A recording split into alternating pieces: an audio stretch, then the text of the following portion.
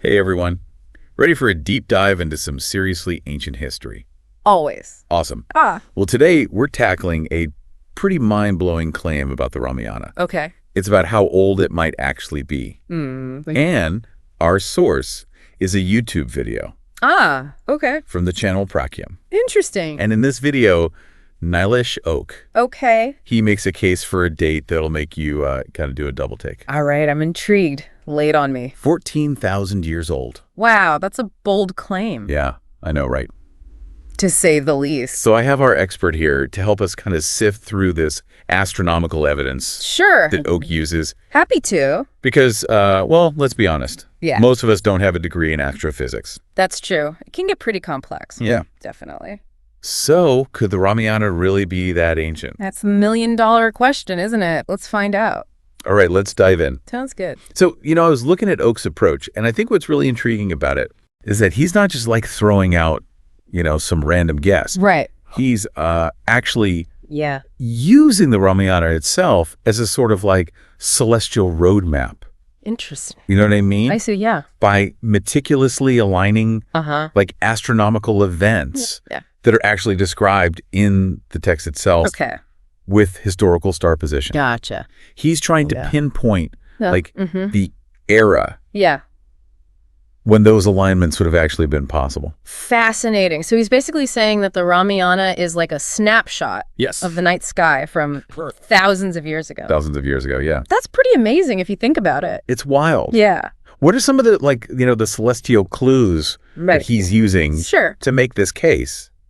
Well, one of the most compelling pieces of evidence that Oak presents revolves around Yeah.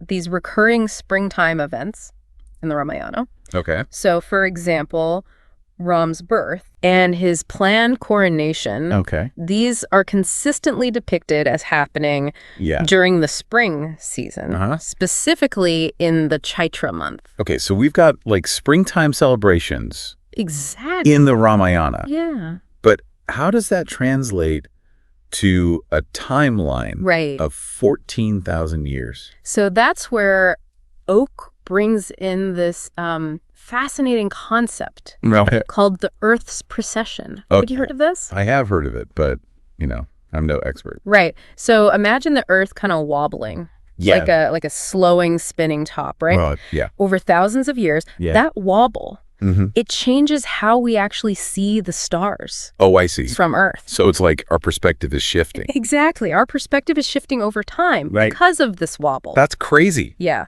So Oak argues that for these springtime events in the Ramayana to have actually occurred during spring, Yeah. based on his calculations of the Earth's precession, the story must have taken place at least 26,000 years ago. Wait, 26,000 years? Yes. That's even older than the Correct. 14,000 year claim. You're right to point that out. So how does he reconcile that? It highlights, I think, some of the complexities of these calculations. Yeah.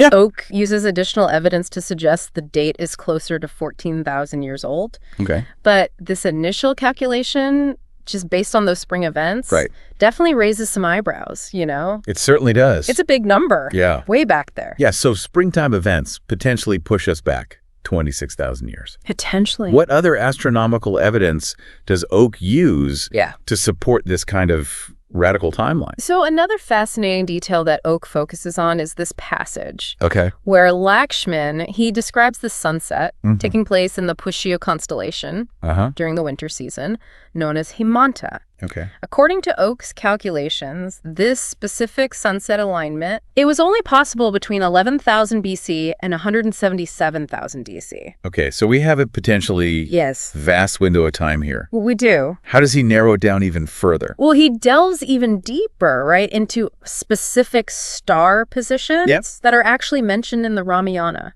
Okay.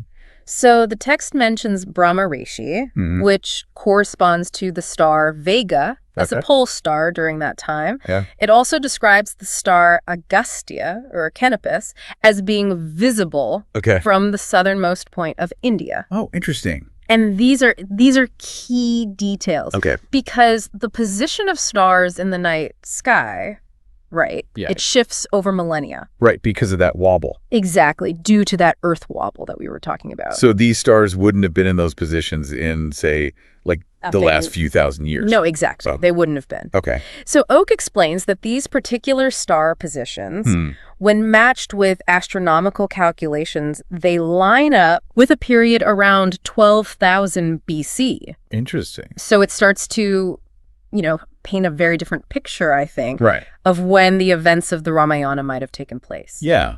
It's pretty mind-blowing to think about It is. how much the night sky has changed over it's thousands of years. to think about. Yeah. But Oak also mentions something he calls clinching evidence. Right, yes. What's that all about? So this is where Oak's argument takes an even more specific turn. He focuses on a particular astronomical observation described in the Ramayana during the army's departure for Lanka. The text mentions the Neruda constellation, afflicting the Mula constellation.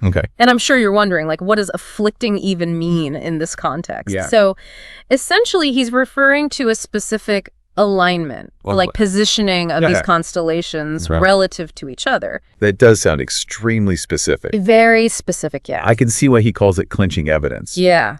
So what's his reasoning there? So Oak claims that this particular alignment, it further solidifies his proposed date of 12,209 BC for the Ramayana. Okay. He even goes so far as to say that this is backed up by over 600 pieces of evidence in the Ramayana itself. That's a lot of astronomical detective work. A lot, yes. I'm already feeling like I need to brush up on my constellations. It's a lot to take in. But before we get, too lost in the stars, let's zoom out a bit. Sure. This potential timeline, it would have huge implications. Oh, absolutely. For our understanding of ancient India, wouldn't it? Absolutely. So if Oak's calculations are correct, we'd be talking about a level of astronomical knowledge in India that predates anything. Like way, way earlier. Way earlier than we previously imagined. It would completely rewrite our understanding of the history of science and culture in that whole region. Yeah. Think about it. A civilization with sophisticated knowledge. Of the cosmos, potentially thousands of years earlier than we thought.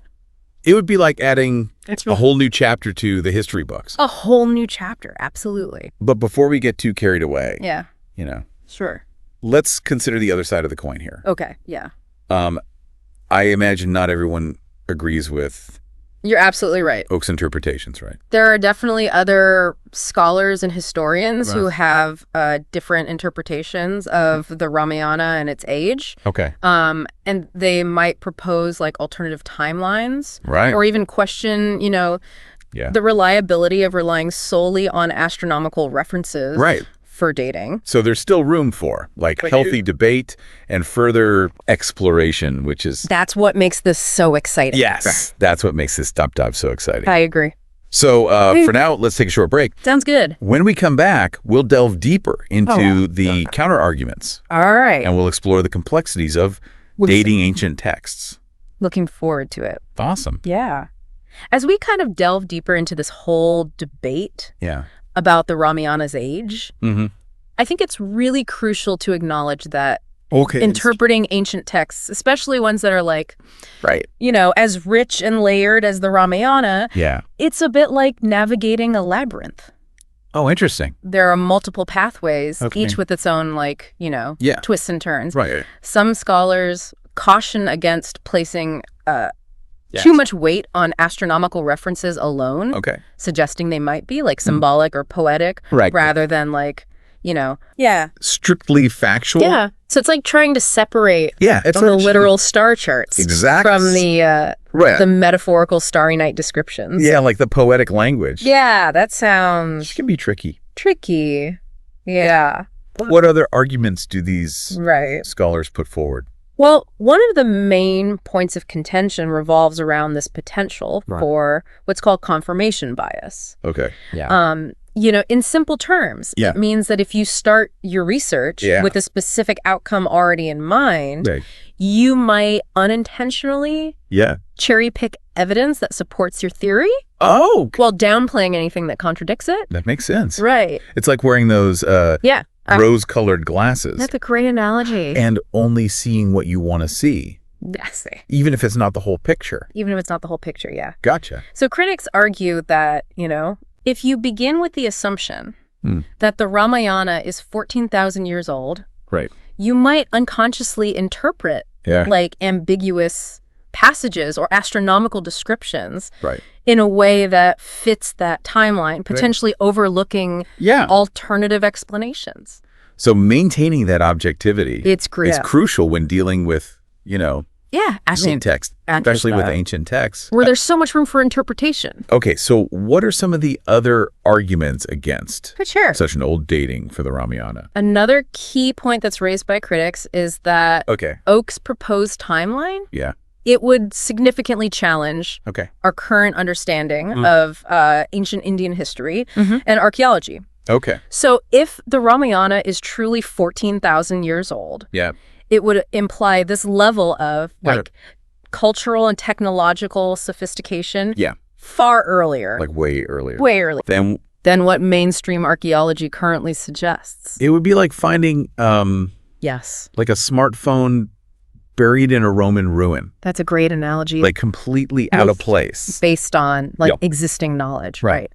And so critics argue that we need more than just astronomical interpretations to support such a radical shift in our historical understanding, while Oak claims to have over 600 pieces of evidence.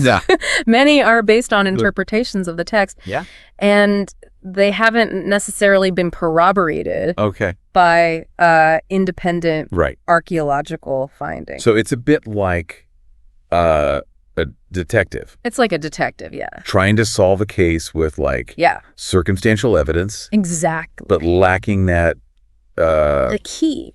Crucial piece of physical evidence. With physical evidence to seal the deal. To seal the deal. Right. It highlights, I think, the importance of interdisciplinary collaboration. We need archaeologists, historians, linguists, astronomers. All working together. All working together, piecing together evidence from various sources to paint a more complete picture of the past. It's a reminder that history is... It's a collaboration. A collaborative effort. Yeah, for sure. A puzzle where different fields of study contribute their unique perspectives. Unique perspectives. Exactly. So the age of the Ramayana is still it's an open question. An open question. Yeah, very much so. With different interpretations and ongoing research. Absolutely. Which is fascinating in itself. It really is. There's so much more to learn, I think. Yeah. But let's move on to another aspect of Oak's work. Okay. He doesn't just focus on dating the Ramayana. Exactly. He also connects it to this broader message about India's potential for innovation and progress. Yeah, how does he make that leap? So how does he make that leap? What's fascinating about Oak's perspective is that he sees the Ramayana as more than just an ancient epic. He views it as a source of inspiration for contemporary India. He draws this parallel between the reclamation of the Ram Janmabhoomi, the birthplace of Ram, and the Apollo 11 moon landing.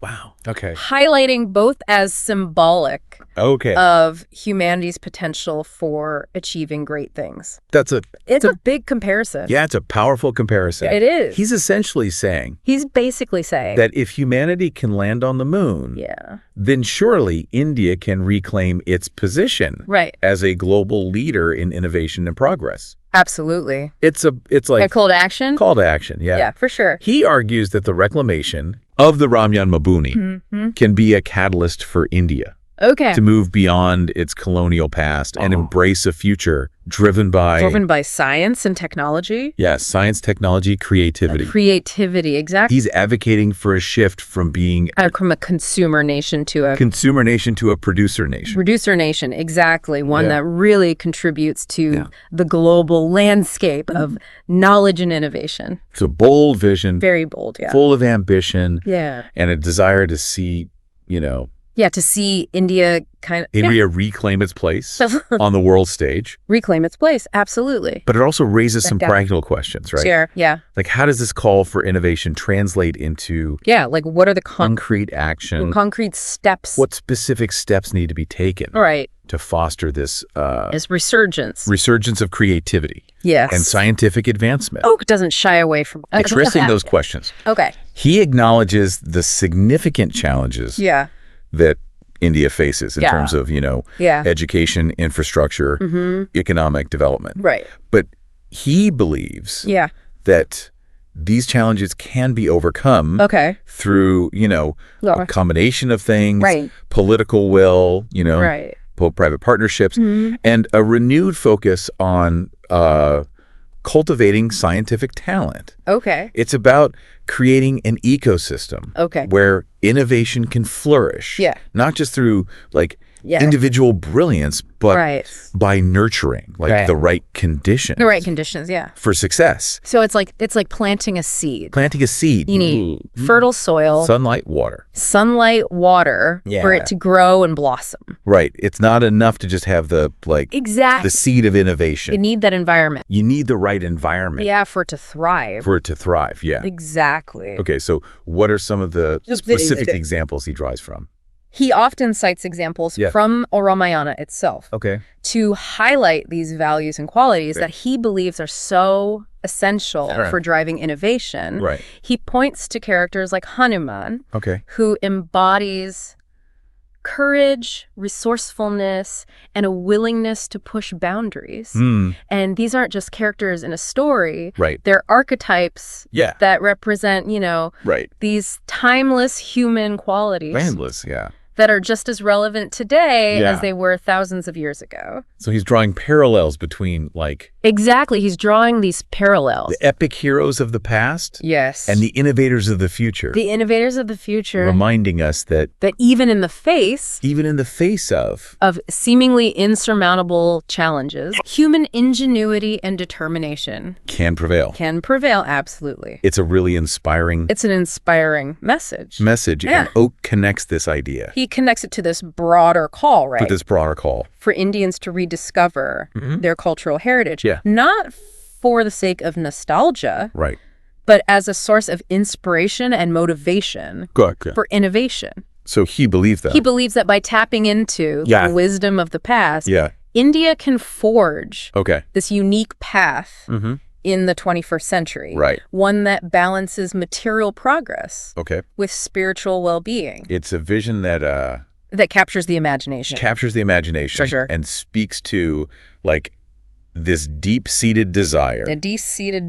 For national revival. Yes, absolutely. But it also requires a critical examination of the obstacles, the challenges that stand in the way of achieving those goals. Does Oak address those challenges? He certainly does. Oak acknowledges that true progress cannot be achieved unless it benefits all segments of society. Not just a privileged few. He advocates for addressing issues of poverty, inequality, and social injustice.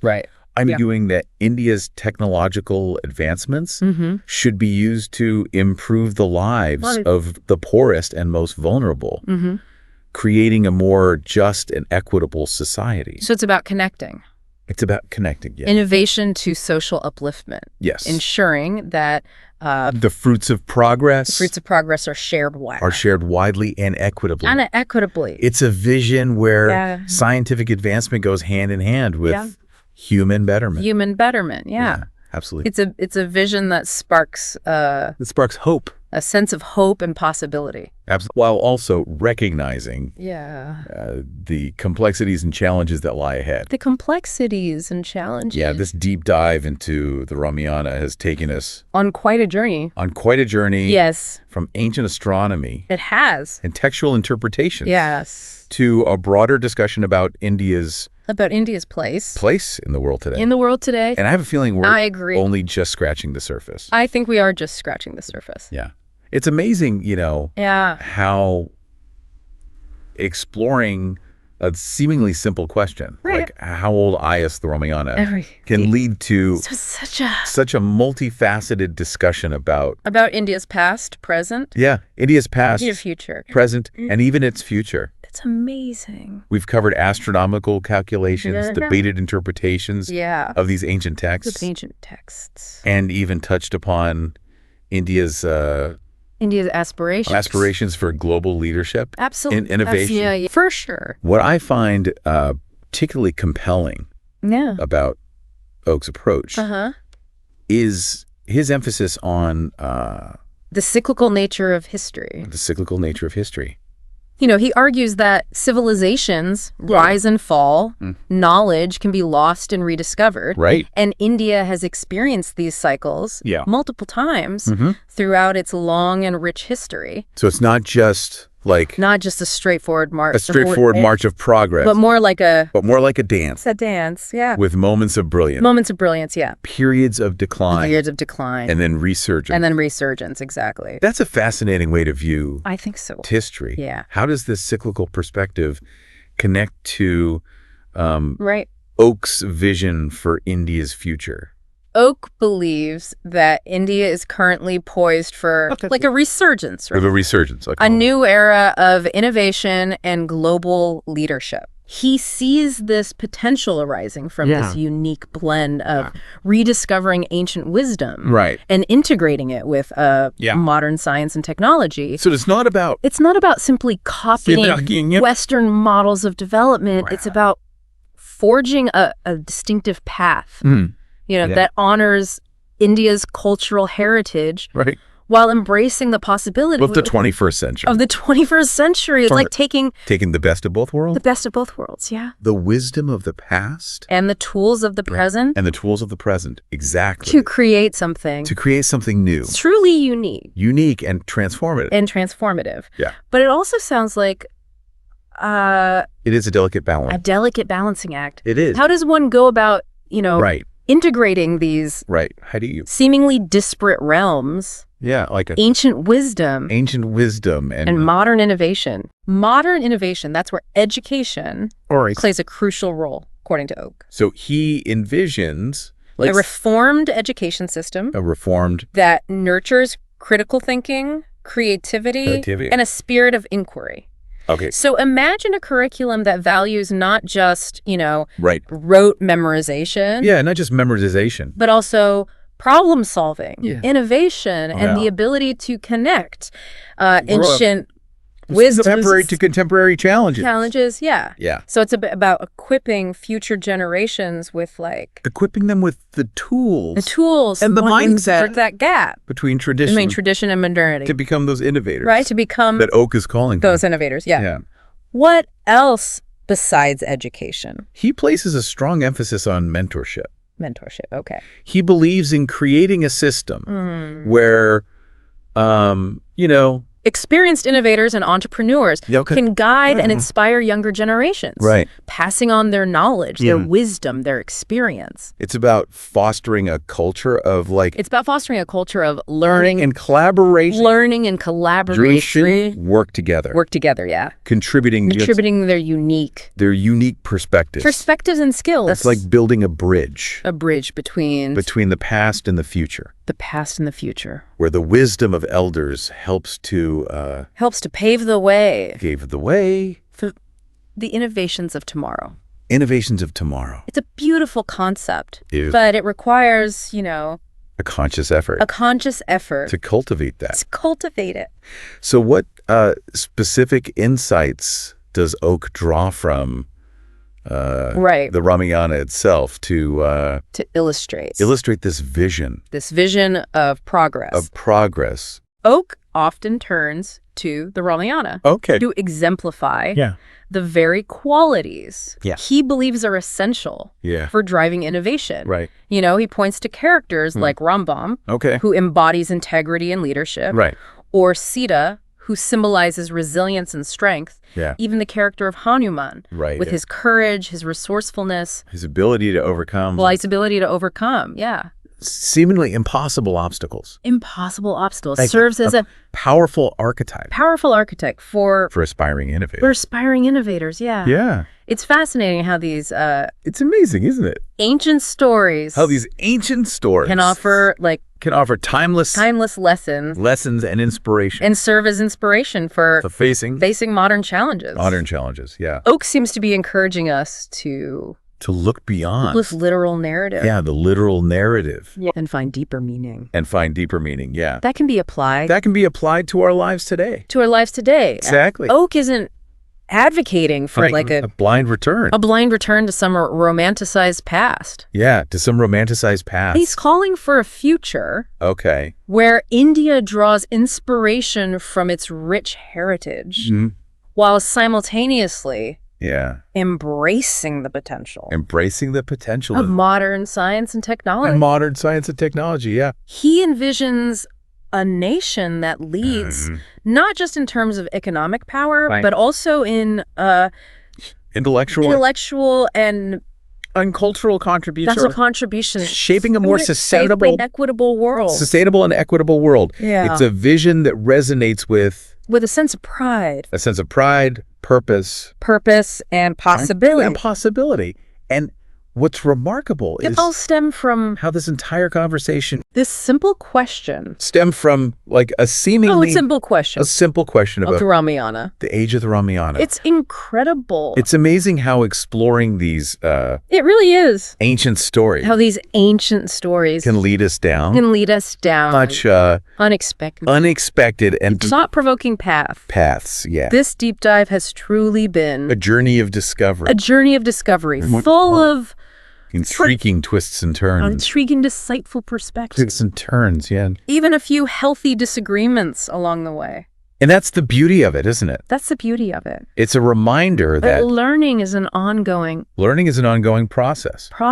There's always more to explore, more to question, more to discover. To explore, more to question. The Ramayana. More to discover. With its enduring power. The Ramayana, yeah. To inspire and challenge. With its enduring power will undoubtedly continue to inspire and challenge. To spark these conversations. Well, undoubtedly. For generations to come. Continue to spark these conversations for generations to come, yeah. Yeah. So as we wrap up. We wrap up. Deep dive. Our deep dive. Let's carry forward this spirit of inquiry. To approach the world. With a sense of curiosity, openness. A willingness to engage with. Yeah. Diverse perspectives. After all, it's in those. Unexplored territories. In those uncharted waters. Those uncharted waters. At the most exciting. Discoveries await. Beautifully said. And on that note, we'll bring this deep dive to a close. Sounds good. But remember, the conversation doesn't end here. We encourage you to keep exploring these ideas. We encourage you to delving deeper. Continue exploring, into the Ramayana. These ideas, delving deeper into and it. maybe even gazing up at the night sky. And maybe even gazing up. With a newfound sense of... the night sky with a newfound sense of, wonder and awe.